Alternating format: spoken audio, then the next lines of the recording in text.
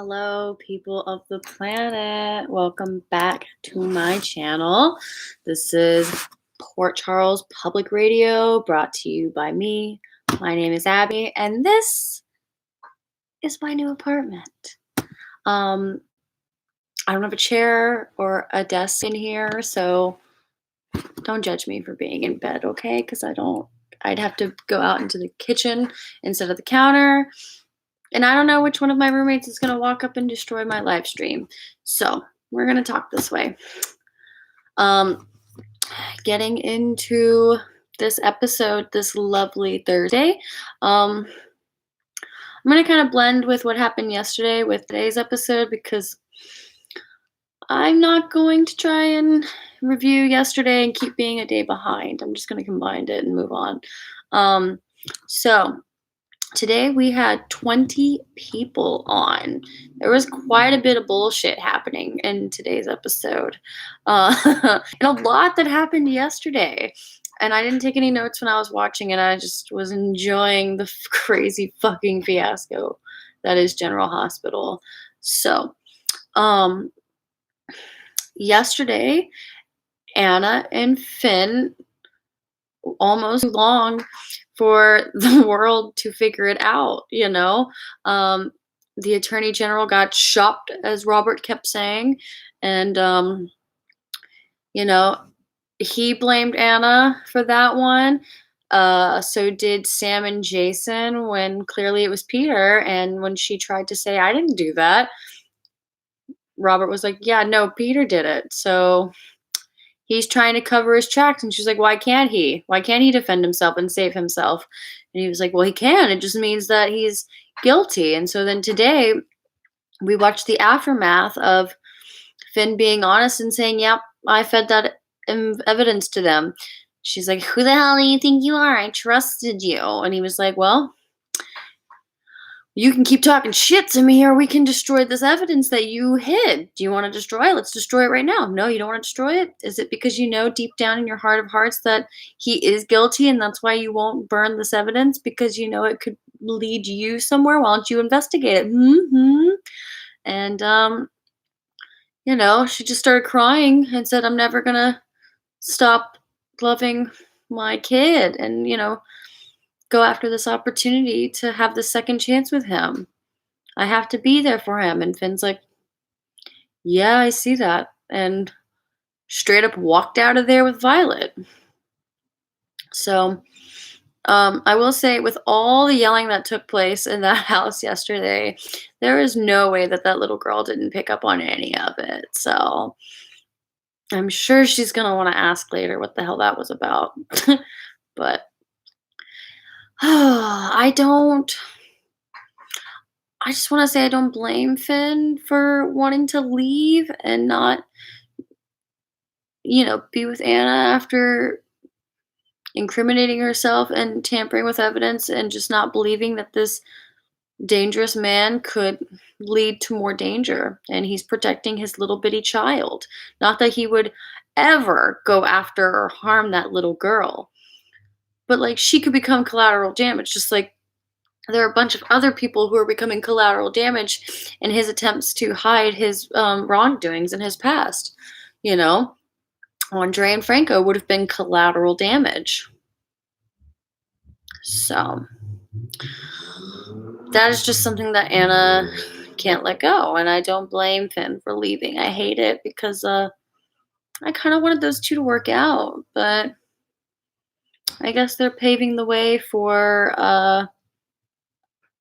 Hayden to come back and for him to just go running blissfully into her arms or something like that. We'll see. I also don't know how long it's going to last, him and Violet sleeping in a hotel together before Hayden comes back. But we'll see. Peter and Maxie were hanging out at the Metro Court having a date when yesterday Spinelli came up and reported the good news that he was going to move back to Port Charles with Ellie and gave a not so obviously interrogation. And then, or was that the episode before? Anyway, Lulu showed up today, not too long after that to let them know that her and Dustin were taking the next step in their relationship, which I guess was being exclusive. I don't really care. And yeah, so they were sitting there when poor Finn and Violet walked up. Violet, who's just the most adorable thing in the world, said, "Hi, Peter. Hi, Maxie. We're here on an adventure. We're staying the night at this hotel." This poor child, just ratting everybody out. So maybe Peter is going to show up to Anna's house for a third time in a row.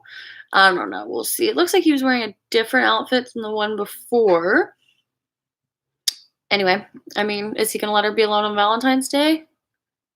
I don't know. I don't know if this is considered Valentine's Day, today's episode, because Chase and Willow seem the only ones to be expressing date night.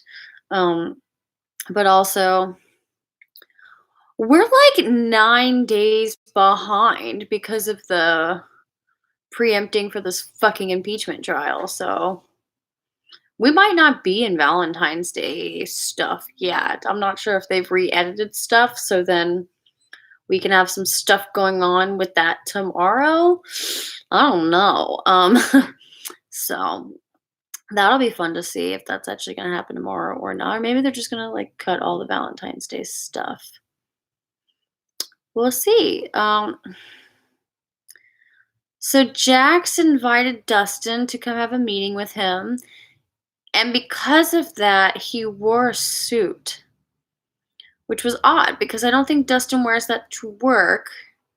And even Lulu was like, "I'm sorry, did we have a date I missed?" He was like, "No, I have a meeting with Jocelyn's father." Why did you wear a suit? I mean, I guess because he's an important businessman and you're just a teacher and you don't want to not look the part. I don't know. It was odd.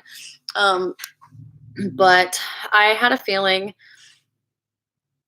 I did not expect that he was just going to hand him a check for the education fund just because, and then to get information about the daughter. Like, interesting angle he played there. I guess it's to let Dustin know that he's in town and that he's got money and that, you know, he's there to help, just like Dustin's there to help.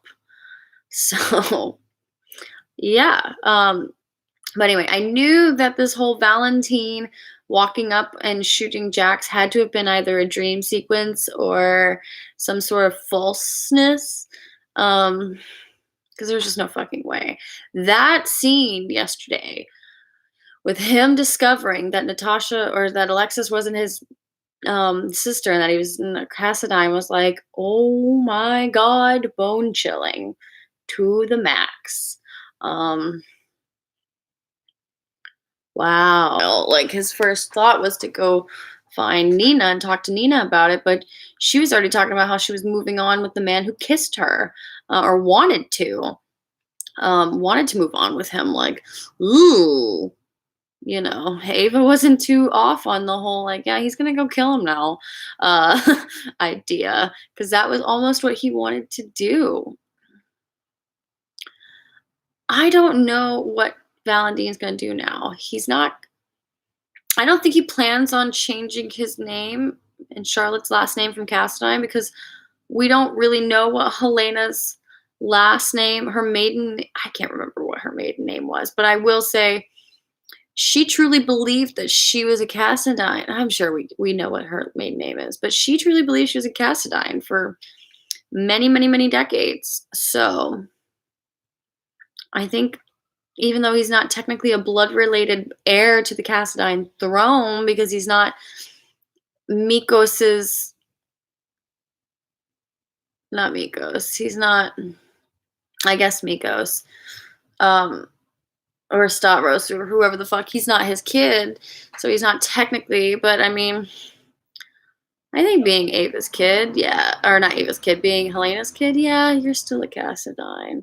Because that bitch is a Cassadine through and through. She truly believes it, and she's just as evil and crazy as them. Maybe Charlotte's gonna want to sue and change her name to Spencer, like hers. But But yeah, he was staring at that crest and staring at that ring like, I don't need this crusted ring anymore. I never even fucking worn it. And then he looks at the tattoo. Like, I guess it's gonna be the first thing he does is get rid of that fucking tattoo and go through some turmoil. um, yeah, he's definitely gonna steal ELQ. And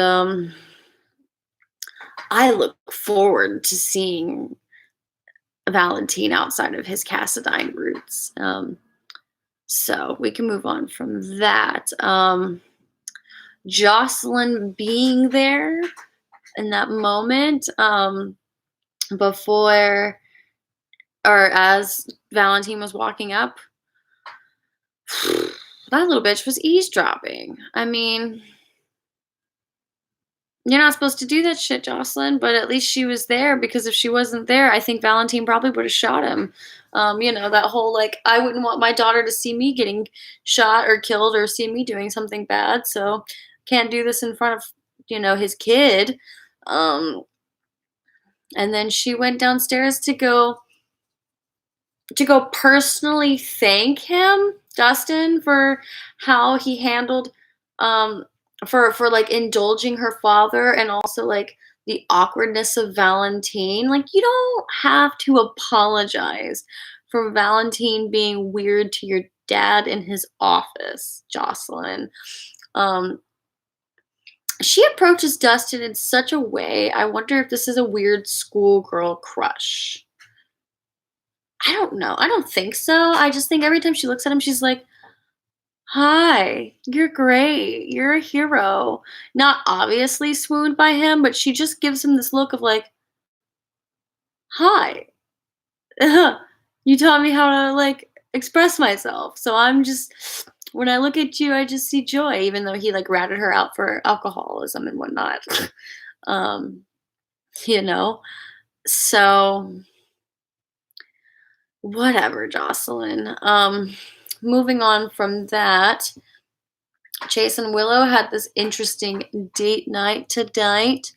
Um, she was wearing a dress, and then Chase was like, I gotta go wash off this interrogation and the sweatiness off of me, and then you can touch me. And so they came back, and they're both wearing PJs.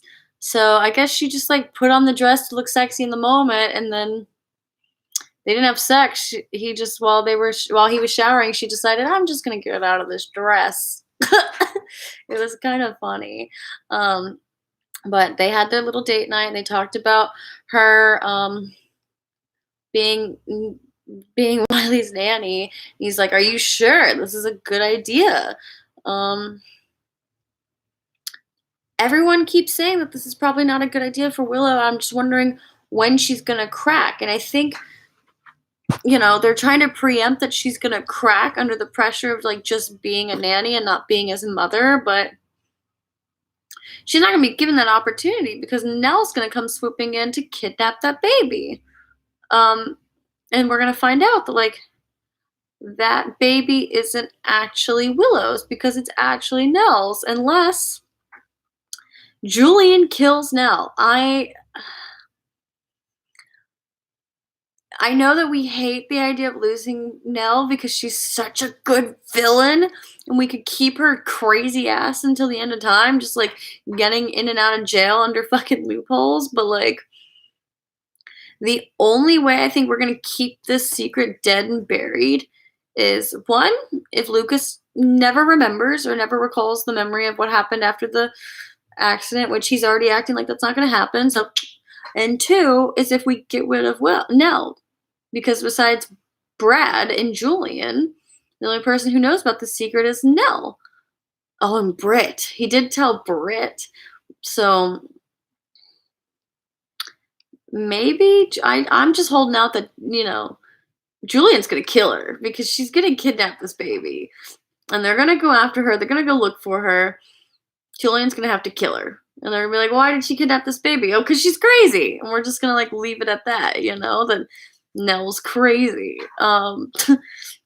So, and now Brad's talking about leaving town because he's being stifled by Willow and Michael and Julian and everybody in Lucas's family. It's like, oh, you heard this job opening in Portland, so we're just gonna move to Portland. He's not even asking for his husband's permission or what his thoughts are. He's just deciding, hey, I'm leaving, which has now backed Nell into that corner of calling Valentine, like, hey, I talked to our mutual attorney, and yeah, I'm ready for you to pay me how much you want to pay me, but like, I need it now because I got to make travel plans now. Like, she's ready to get the fuck out of Dodge with that kid.